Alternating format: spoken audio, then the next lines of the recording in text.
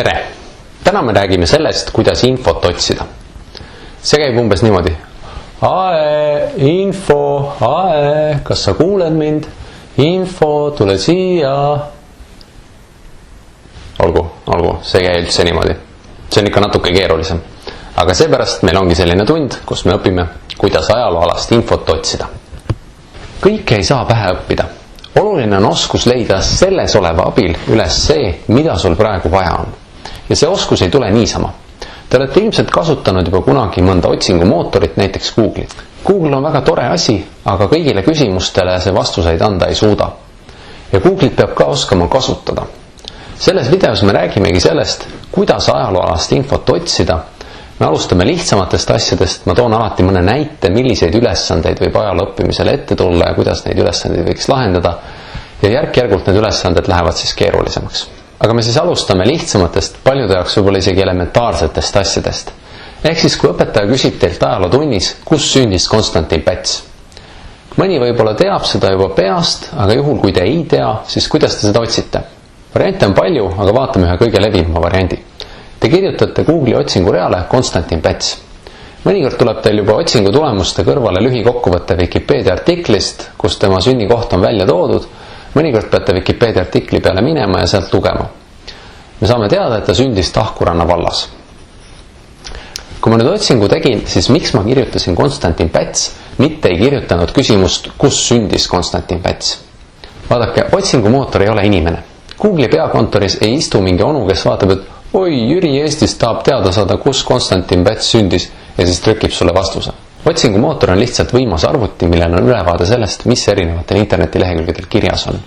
Ma ei hakka praegu liiga põhjalikult selgitama, kuidas otsingumootor toimib, sest see läheks liiga keeruliseks, aga kui sina kirjutad näiteks midagi otsingureale, siis kuna otsingumootor ei ole inimene, siis ta ei saa sellest küsimusest aru, vaid ta võtab eraldi kõik sõnad, mis sa otsingureale kirjutasid ja võrdleb neid hästi-hästi kiiresti sellega, mida veebilehekülgedel üle maailma on kirjutatud. Ja võtaks siis eraldi sõna kus, sõna sündis, sõna Konstantin, sõna Päts. Kui sa kirjutad lihtsalt Konstantin Päts, siis ta võtab need kaks sõna eraldi, Konstantin ja Päts, ja otsib neid. Kui on lehekülgi, kus on korraga kirjutatud nii Konstantin kui ka Päts ja võimalikult lähestikku või lausa pealkirjas, siis need leheküljed ta tõstab vastustes ettepoole. Kui sa aga kirjutaksid, kus sündis Konstantin Päts, siis võib ta esimesena üldse pakkuda sulle lehekülge, kus on mälumängu või viktoriini küsimused või mingi ülesanne õpilastele ja siis üks küsimus seal on, kus sündis Konstantin Päts. Kui seal on ka vastus kirjas, näete, siin ongi, siis võid sa ka oma küsimusele niimoodi vastuse leida, aga see ei pruugi alati õnnestuda. Jah, ma tean, paljud teist tahaksid siia vahele kisada, et aga kui ma inglise keeles kirjutan küsimuse, siis ma saan mõnikord küll täpse vastuse. Jah, Google'i otsingumootorit ka arendatakse ja arvutid muutuvad aina targemaks ja inglise keeles on tõesti suudetud nii kaugele jõuda, et mõnikord saab arvuti aru, et tegemist on küsimusega ja otsibki siis vastust küsimusele. Aga see töötab ainult teatud juhtudel. Üldiselt tasub praegu ikkagi otsides kasutada märksõnu ehk neid sõnu või nimesid, mis on kõige olulisemad ja jätta küsisõnad ja muu ebaoluline välja. Kui sa soovid leida muuseume Pärnus, siis kirjutada näiteks muuseumid ja Pärnus. Kõige nutikam on üritada ette kujutada, millistel lehekülgedel sinu otsitav info olla võiks ja mis kujul ta seal olla võiks. Näiteks ma oletasin, et Wikipedias või mõnes muus veebientsüklopeedias võiks olla lehekülg, mille pealkirjaks on Konstantin Päts ja seal leheküljel on ka tema sünnikoht. Ja nii oligi. Okei, see oli tegelikult väga lihtne. Lähme edasi. Ütleme, et tulevikus sa õpid Rooma keisririigi lagunemist ja suurt rahvaste rändamist ning õpetaja annab sulle ülesande leida üks pilt, kuidas nägid välja germaanlased. Germaanlased on üks muistne rahvas. Mina lahendaksin seda ülesannet niimoodi, et kirjutaksin Google'i otsingureale germaanlased. Ja siis läheksin siit piltide peale. Ja siit tuleb igasugu pilte ja kõik ei puuduta kindlasti seda ajaloolist rahvast. Kuidas ma nüüd teada saan, millised pildid võiksid sobida? Sa lähed selle pildi peale, vajutad siit külasta lehte. Ja siit sa saad tutvuda selle leheküljega, kus see pilt algselt paiknes ja mõelda selle üle, kas selline lehekülg on usaldusväärne infoallikas. Ma räägin usaldusväärsusest hiljem veel täpsemalt. Ja kui me nüüd näiteks selle pildi peale lähme ja vajutame külasta lehte, siis me satume mingi siukse imeliku lehekülje peale. See vist ei ole germaanlastega seotud. Aga kui me nüüd lähme teise pildi peale, läheme külastame seda lehekülge, siis me jõuame Wikipediasse ja vaatame, et siin ka pildi allkiri on germaanlased ja see pilt tõesti tundub, et see sobib. Okei, lähme edasi. Aga kui sul on näiteks õpikus keskaja alguse Euroopa kaart ja seal on mõni linn, näiteks Aachen, Ja õpetaja küsib, millise tänapäeva riigi territooriumil see Aachen on. Siit kaardilt me näeme, et Aachen asus Frangi riigi territooriumil, aga sellist riiki tänapäeval enam ei ole. Ja kuidas me selle ülesande nüüd lahendaks, oleks see, et ma otsiks Aacheni linna Google'ist, kirjutaksin Aachen Google'isse, läheksin sealt kaartide peale, näete, leiab täiesti ilusti sellise linna ülesse, ja kui ma piisavalt palju välja zoomin, siis ma näengi selle linna asukohta tänapäeva Euroopa kaardil. Ja tuleb välja, et asub siis tänapäeval Saksamaa territooriumil. Nii, aga alati ei ole info otsimine nii lihtne, et kohe esimene otsingu vastus annab rahuldava tulemuse. Oletame, et õpetaja küsib sult, millal lõppes rauaaeg. Nii, sa toksid sisse rauaaja lõpp või rauaaeg lõpp. Esimene artikkel on rauaaja lõpu keskaja suured linnused. Okei, laeme alla, teeme lahti. Nii, ja vaatame, et siin on ainult pildid muistsetest linnustest, aga kusagil pole midagi kirjas, et millal see rauaaeg lõppes. Kuskil pole vastust õpetaja küsimusele. Ja tundub, et see slaidi esitlus on mõeldud inimestele, kellele pole vaja lahti seletada, et mis see rauaaeg on, näiteks ajaloolastele. Aga see tähendab, et sinul pole sellest praegu üldse kasu. Ja vaatame siis järgmisi otsingule antud vastuseid, sest alati ei pea vastus olema esimesele otsingumootori poolt pakutud veebileheküljel, eks ole, nagu ma ütlesin. Järgmine veebilehekülg on Eesti esiajaloo artikkel Vikipeedias. Vaatame, et siin all on juba välja toodud mingi lõik sellelt leheküljelt, kus on juba juttu varase rauaaja lõpust, aga samas õpetaja küsis just rauaaja lõppu. Pange tähele, järelikult see ei saa veel olla. Aga kui me siia peale läheme ja loeme natukene, siis me ikkagi leiame, et siin on täitsa kirjas, et rauaaeg lõpeb 13. sajandil. Olgu, need kõik on olnud fakti küsimused, mis, millal, kes ja nii edasi. Nendele saab vastata ühe sõnaga. Aga ajaloos on ka väga palju üldisemaid küsimusi. Näiteks, kuidas käisid riides vanad egiptlased või kuidas asustati Ameerika või võrdle Eesti talupoegade olukorda Rootsi ajal ja tsaari ajal. Nendele küsimustele vastamiseks pead sa hoopis rohkem vaeva nägema. Oletame, et sa kirjutad Google'isse vanade egiptlaste rõivastus ja leiadki mingi artikli, mis sellest räägib. Ja nüüd asi, mida ära kindlasti tee, ära jumala eest kopeeri kogu seda lehekülge oma vastusesse või ära saada õpetajale lihtsalt linki. Ega õpetaja ei küsi sult seda seepärast, et tema ei tea või ei oska ise otsida. Õpetaja teeb seda ikka seepärast, et sa ise selle materjali läbi töötaksid, sellest aru saaksid ja oskaksid oma sõnadega ümber jutustada. Selliste keerulisemate küsimuste ja vastustega võib tekkida see probleem, et näiteks sa ei tea isegi veel midagi vanadest egiptlastest, et kes nad sellised olid või millal nad elasid. Ja selleks, et nüüd sellest tekstist aru saada, peaksid sa mitte ainult egiptlaste rõivastuse kohta lugema, vaid võib-olla ka üldse vana Egiptuse kohta. Ja samas internetis olevad tekstid ei ole enamasti kirjutatud koolilastele, vaid inimestele, kes peaksid olema paljusid asju, näiteks vana Egiptuse ajalugu, juba koolis õppinud. Sellepärast ma väidan, et Google ei asenda oma silmaringi, mis tekib just õppimise kaudu. Ehk siis, kui sa ei kavatse koolis õppida, siis hiljem elus ei ole ka Google'ist sulle väga palju abi. Kui sa ka koolist saad kaasa vajalikud eelteadmised ja oskuse infot otsida ja läbi närida, siis annab Google sulle väga palju juurde ja võimaldab sul kerge vaevaga saada peaaegu mis tahes küsimustele vastused. Mõnikord pakub otsingumootor mingit lehekülge, mis paistab õige olevat, aga kui sa selle peale vajutad, siis tuleb ette hästi pikk tekst ja sa ei tea, kus see õige vastus seal täpselt kirjas on ja ega sa väga ei viitsi lugeda ka. Oletame, et õpetaja räägib teisest maailmasõjast ja kuidas Natsi-Saksamaal oli kohustuslik selline tervitus nagu Heil Hitler, mis tähendas elagu Hitler. Hitler oli Saksamaa riigijuht sel ajal, ta oli erakordselt julm ja nõme inimene. Igal juhul õpetaja räägib, et eestlasi sunniti ka Saksa sõjaväes teenima ning küsib, et mida eestlased olevat kohustusliku Heil Hitleri asemel öelnud. Nii, ma otsin eestlased, Heil Hitler. Esimene lehekülg tundub olevat jama, mingi Elu 24 artikkel, aga ka teises on äkki mingi vastus, sest seal eelvaate real on küll kirjas, et eestlase meenutus, et kui rivistusel ülem neid tervitas Heil Hitler. Aga kui ma sinna leheküljele lähen, siis on see väga pikk tekst ja ma ei tea üldse, kus seda vastust leida. Sellisel juhul mõtle välja, millist sõna või sõna osa sa sellest tekstist otsida tahad, vajuta korraga klahve Ctrl ja F, sisesta täpselt otsitav sõna sinna ja ta leiab kõik selle sõna kuju esinemised selles tekstis. Otsime siis nüüd siit Heil Hitler ja näete, leidsimegi. Ühesõnaga, kui eestlastele öeldi rivi ees Heil Hitler, siis nemad ütlesid vastu ei ütle. Mõnikord, kui ei leiagi rahuldavat vastust, on vaja otsing ümber sõnastada ja uuesti proovida. Tihti piisab sellest, et vahetad mõne märksõna tema sünonüümi ehk sama asja tähendava sõna vastu. Näiteks, et vana Egiptus riided või muistne Egiptus rõivastus. Paljude asjade juures on abiks otsida inglise keeles, sest inglise keeles on internetis palju rohkem informatsiooni. See on sellel lihtsal põhjusel, et inglise keele kõnelejaid on maailmas 100 kordi rohkem kui eesti keele kõnelejaid. Isegi kui sulle tundub, et sa oskad inglise keelt, siis mõnikord võib ikkagi raskusi tekkida, sest sa ei pruugi teada, kuidas on näiteks Vana-Rooma või ristisõda inglise keeles. Ja Google Translate ei pruugi ka ajaloolaste nimede ja keerulisemate sõnade puhul üldse õigeid vastuseid anda. Ma näitan, mis on kõige lihtsam viis mingi teema kohta inglise keeles või mis tahes muus keeles infot leida. Kindlasti te olete kasutanud ja kasutate ka tulevikus palju Wikipediat. Wikipedia on tore asi, aga sellel on ka omad miinused, millest ma räägin pärastpoole seoses usaldusväärsusega. Wikipediaga on ka see, et eestikeelses versioonis on palju vähem infot kui näiteks inglise keeles. Aga Wikipediast võib olla selles mõttes palju kasu, et oletame, et sa tead, kuidas on Liivi sõda eesti keeles, aga sa ei tea, kuidas see inglise keeles on. Aga kui sa võtad esmalt eestikeelses Wikipedias lahti Liivi sõda ja vaatad, et eesti keeles on kahtlane või ebapiisav info, siis sa võid liikuda lehe vasakusse serva ja vaadata, millistes keeltes on veel sama asja kohta artikkel olemas. Ja kui sa nüüd siit valid näiteks English, siis sa saad inglisekeelse artikli samast asjast ja ühtlasi saad teada, et Liivi sõda on inglise keeles Livonian War.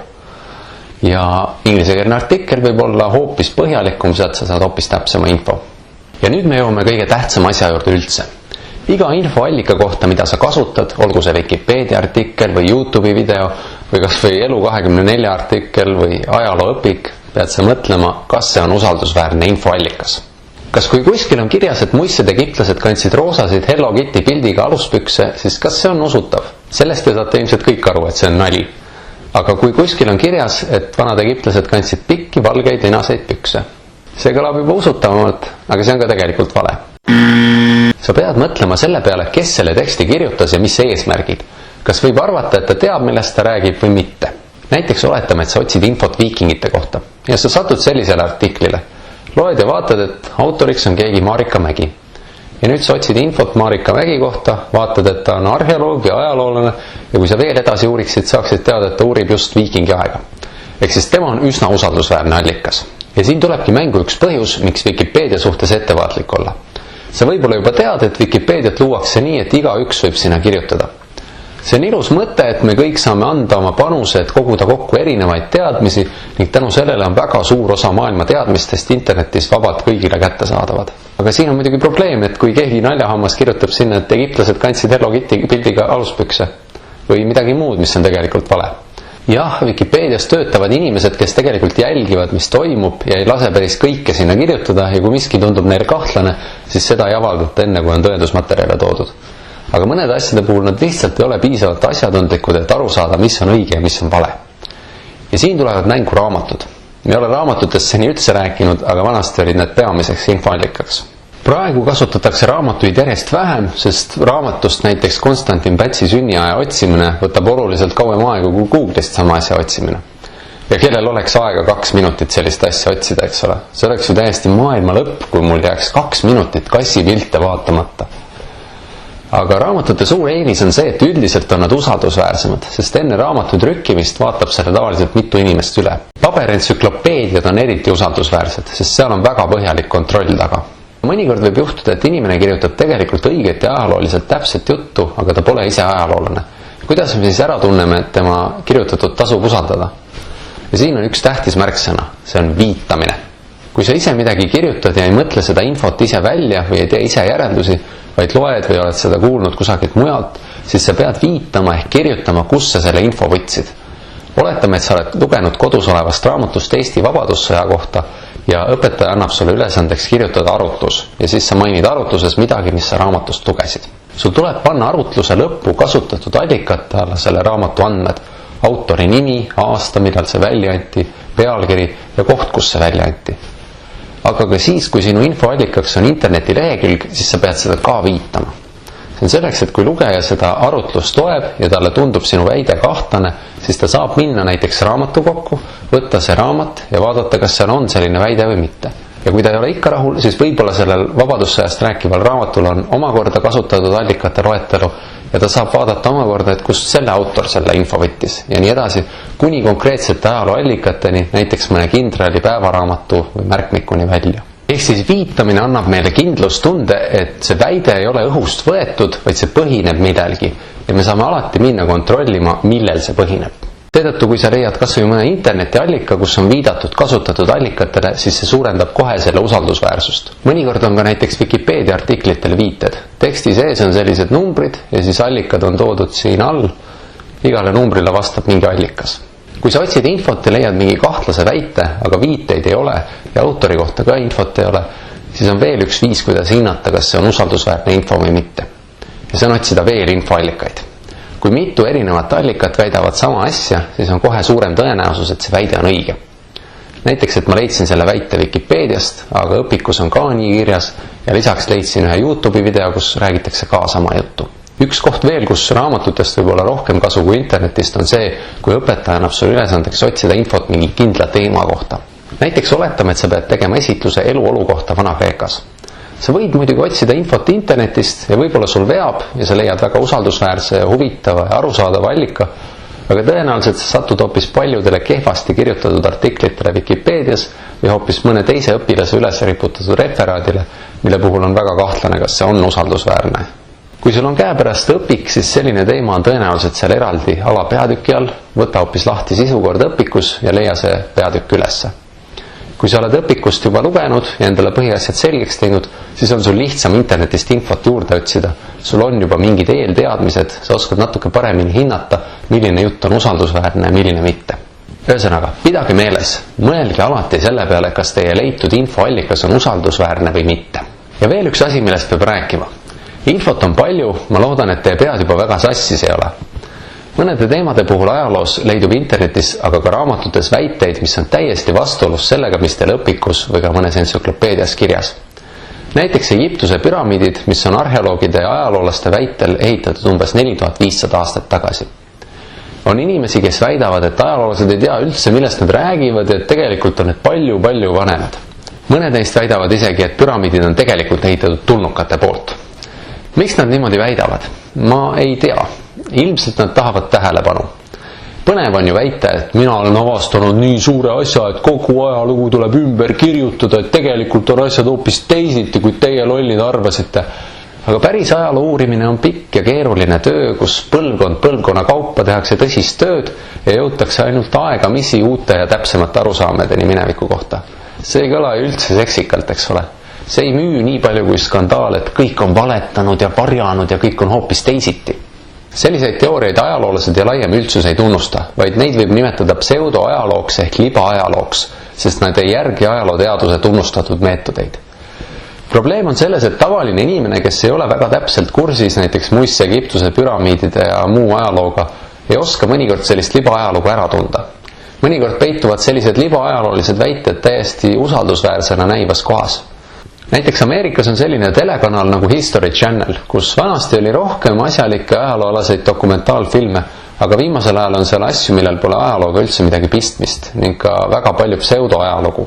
Selle kohta on isegi üks internetimeem, see on üks kaader intervjuust ühe mehega, kes kipub kõiki asju selgitama sellega, et seda tegid tulnukad. See on muidugi väga mugav, kui iga asja kohta on kindel vastus. Keegi lõhub näiteks klassi ukse ära, õpetaja küsib, kes tegid? Tulnukad. Kes sööklas supi maha pillas? Tulnukad. Kuidas sellist pseudoajalugu ära tunda ja mitte selle küüsi langeda? Kui kusagil väidetakse, et ajaloolased valetavad või et see teooria muudab kõike ja on ennennägematu, siis tasuks juba kahtlustada. Üldiselt on ka väga kindlad teemad, millega pseudoajaloolased tegelevad ja enamik teemasid neid ei huvita. Kõige rohkem tasub tähelepanelik olla selliste teemade juures nagu Egiptuse püramiidid, templirüütlid, piibli tegelased või siis laiemalt usundite ja erinevate mõistatuslike sümbolitega seotu ja väga võimsad ja keerulised ehitised. Ja alati tasub kasutada neid võtteid, mida me juba õppisime. Võrrelda teiste allikatega, kontrollida viiteid ja kontrollida autorite tausta ning selle põhjal hinnata, kas väidetu on usaldusväärne või mitte. Ühesõnaga, pika jutu kokkuvõtteks. Esiteks, kõike ei saa pähe õppida, on vaja osata infot otsida. Teiseks, otsingumootorist otsides kasuta märksõnu, mitte ära kirjuta küsimust välja. Kolmandaks, ürita ette aimata, millises kohas sinu otsitav info võiks peituda. Neljandaks, kui õiget asja ei leia, siis sõnasta otsing ümber. Viiendaks, kui otsid pilti, siis vaata, milliselt lehelt see pärit on. Kuuendaks, kui on vaja pikast tekstist ühte konkreetset kohta leida, kasuta Ctrl F ja otsi mingit ühte sõna. 7.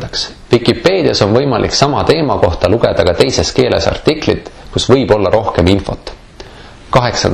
Analüüsi infoallika usaldusväärsust, kes on selle kirjutanud, kas seal on viited ja nii edasi. 9. Otsi erinevaid infoallikaid ja võrdle neid omavahel. 10.